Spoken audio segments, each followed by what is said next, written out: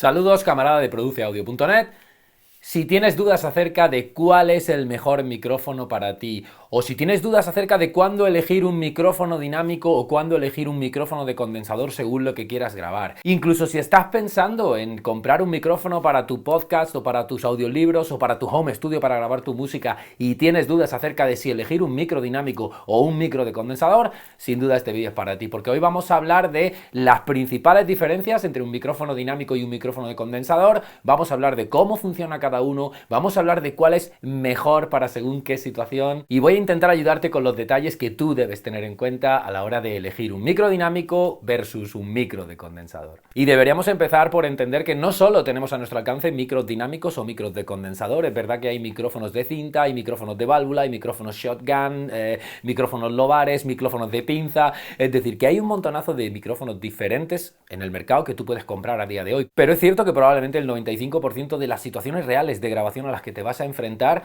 se pueden resolver fácilmente o bien con un dinámico o bien con un condensador. Y por eso en este vídeo vamos a hacer una comparativa de esos dos tipos de micro para arrojar un poquito de luz y que te ayude a ti a elegir cuál es mejor en cada situación e incluso a elegir cuál quieres comprar. Y debemos comenzar por entender que todo micrófono, da igual el tipo que sea, funciona de una forma muy sencilla, funciona como un tímpano, funciona en realidad como un altavoz al revés. Si yo quiero utilizar este micrófono para grabar mi voz, simplemente yo voy a hablar delante de él, yo voy a mover el aire con mi voz, con la, digamos, con el sonido que emiten mis cuerdas vocales. Eso va a hacer que la membrana que hay dentro se mueva y genere una señal eléctrica que va a pasar por aquí. Vamos a enchufar, por supuesto, el micrófono a un cable Canon XLR, especial para micrófono, y ese cable va a ir enchufado a un preamplificador. Un amplificador de señal, que los tienes, digamos, como unidades expresas de amplificación de señal, previos, lo que se suele llamar previos en el mundo de la producción musical, o simplemente los puedes tener en tu tarjeta de sonido, que muchas veces lleva una entrada de cable Canon XLR, ¿justo para qué? Para poder amplificar el volumen de la señal eléctrica que esto está transmitiendo, porque esto está transmitiendo una señal mínima y para que nosotros podamos manejarla en nuestro podcast, en nuestros programas de edición de audio, en nuestros DAWs y secuenciadores, tenemos que amplificar su volumen probablemente entre 40 y 60 decibelios. Así que todo micrófono funciona así, excepto los micrófonos que se han inventado ahora que son vía USB. Si tú haces podcast o haces audiolibros, pues a lo mejor no necesitas un micrófono que lleve un cable estándar a un preamplificador, sino que puedes utilizar un micrófono directamente USB. Pero en todo caso, la inmensa mayoría de micrófonos del mercado funcionan así. Una unidad que recibe el impulso acústico y lo convierte en señal eléctrica, que pasa por un cable, va a un preamplificador que amplifica el volumen de esa señal y a partir de ahí pues eso va o a un disco duro y se convierte en audio digital o va a una cinta y se convierte en audio analógico, etcétera. ¿De acuerdo? Una vez que sabemos cómo funciona un micrófono y cómo funciona la cadena de señal que va desde la fuente hasta el audio ya editable o manejable, vamos a intentar distinguir entre micrófonos dinámicos como este Shure SM58 y micrófonos de condensador. Y vamos a intentar en primer lugar entender cómo funcionan y cuáles son las diferencias de funcionamiento, porque eso nos va a dar la clave para entender cuándo elegir uno o elegir otro. Piensa en que este micrófono dinámico en primer lugar tiene una membrana dentro, como te decía, que podemos ver simplemente, digamos, desenroscando esto.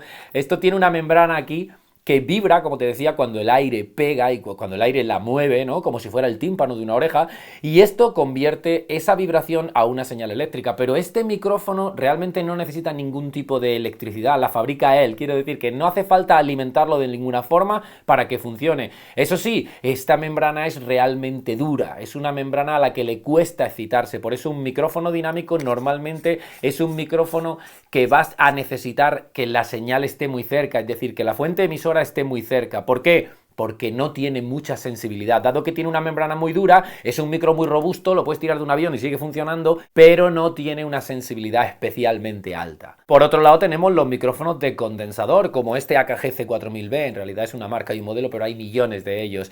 Este funciona de una forma muy similar al dinámico, pero este tiene una membrana mucho más grande y mucho más sensible, una membrana metálica que además debe ser alimentada por una toma de 48 voltios, lo que suele llamarse una toma phantom. Si a este micrófono no le metes electricidad no va a funcionar porque necesita esa carga eléctrica para que la membrana vibre y transmita la señal eléctrica a nuestro previo. Y bueno, lo vas a poder encontrar en formato de membrana así, pues no sé si se llega a ver, pero esto tiene una membrana metálica de aproximadamente este diámetro. Los puedes encontrar con un diámetro más grande e incluso los puedes encontrar en este formato. Esto es un dinámico, pero hay micros de condensador que tienen este formato y que tienen una membrana muy pequeñita. Es un micrófono mucho más sensible, no es un micrófono como el dinámico que decías que hay que acercárselo a la boca, ¿no? A la fuente, porque no es un micrófono sensible. Estos son micrófonos realmente sensibles y van a poder grabar una fuente a distintas distancias, es decir, tienen una sensibilidad y una resolución mucho mayor que los micrófonos dinámicos. Una vez que sabemos cómo funcionan por dentro y sabemos que los micrófonos dinámicos son micros más robustos y menos sensibles porque tienen una membrana más gruesa y que los micros de condensador son mucho más sensibles y mucho más delicados que los dinámicos y además necesitan una toma Phantom,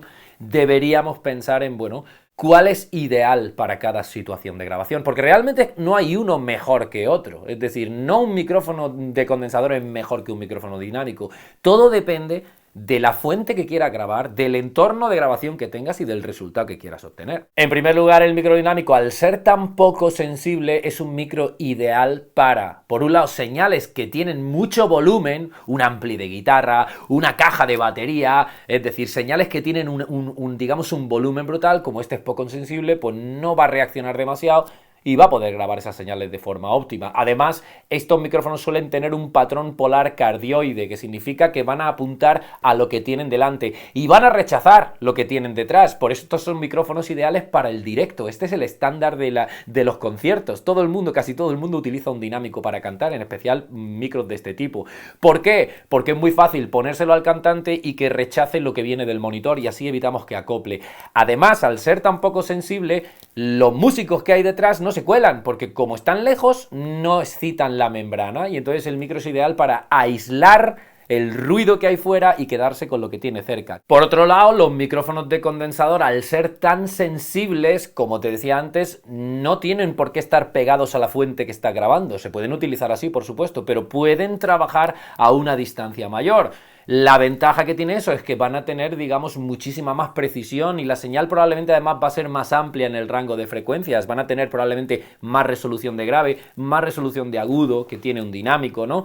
Pero el inconveniente que tiene un micrófono como este es que absolutamente todo lo que esté pasando en ese entorno de grabación se va a colar. De hecho, muy pocas veces vas a ver a un cantante en directo, por ejemplo, o un ampli de guitarra en directo microfoneado con un micro de condensador. ¿Por qué? Porque este micrófono, además de captar la voz del cantante, probablemente va a captar los amplificadores, las baterías, porque es mucho más sensible. Entonces, para un entorno de grabación, digamos, muy calmado y muy silencioso, esto puede ser un micro ideal, pero para un entorno ruidoso, probablemente si estás grabando un grupo en directo, si estás tocando en directo, o si estás intentando grabar algo en una habitación donde hay mucho ruido, probablemente un micrófono dinámico te va a hacer mucho mejor esa función, porque es capaz de protegerse de lo que hay más lejos y quedarse con la fuente, con lo que hay más cerca. Debemos pensar siempre que los micrófonos no tienen cerebro, los micrófonos no piensan, los micrófonos tienden a capturar lo que incide más fuerte en la membrana, pero claro, dependiendo de la sensibilidad, unos, como los dinámicos, van a captar simplemente lo que tienen más cerca y probablemente lo demás no, especialmente lo que tienen detrás no.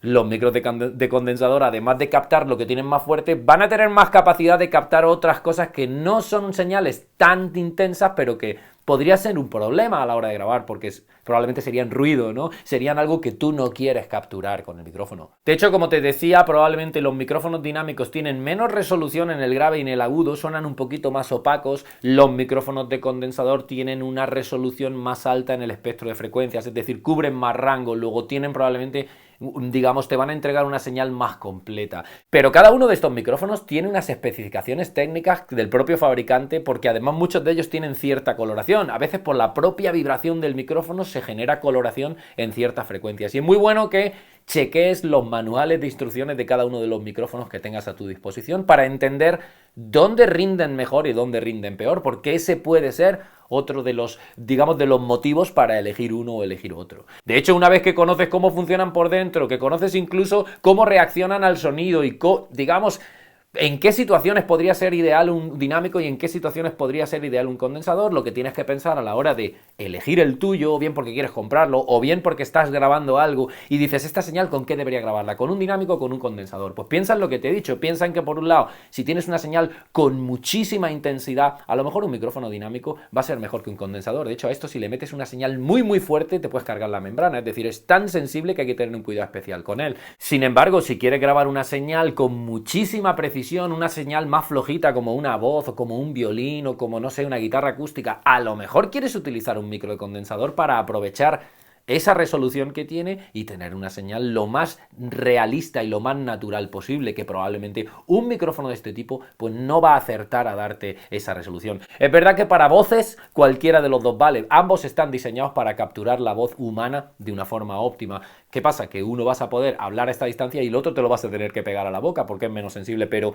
en cuanto a la voz humana probablemente no vas a tener problemas. De hecho te decía que este es el estándar para cantantes en directo. Es decir, que pienses en el tipo de señal que quieres grabar y pienses, como te decía antes, en el entorno en el que estés. Entorno muy ruidoso, esto te va a hacer el trabajo mejor porque no se va a colar el ruido. Entorno súper tranquilo y súper silencioso, probablemente este va a funcionar muy bien y no se va a colar nada. Así que espero, camarada, que este vídeo te haya ayudado un poquito a pensar en que no hay uno mejor que otro y que todo depende de la situación en la que tú quieras trabajar, de la fuente que tú quieras grabar, y vas a tener que preocuparte por decidir si un microdinámico y menos sensible y más robusto y menos, digamos, preciso te va a hacer bien el trabajo, o si prefieres decantarte por un micrófono de condensador mucho más sensible, mucho más preciso, con una respuesta de frecuencia más amplia, pero con el potencial peligro de que se cuele absolutamente todos los ruidos que hay en esa habitación o en ese entorno, que se cuelen en tu grabación finalmente. Yo voy a seguir compartiendo contigo un montón de información acerca de microfonía, de previos, de grabación, pero si tú quieres seguir profundizando en el tema de la grabación, micrófonos, previos, hardware, software,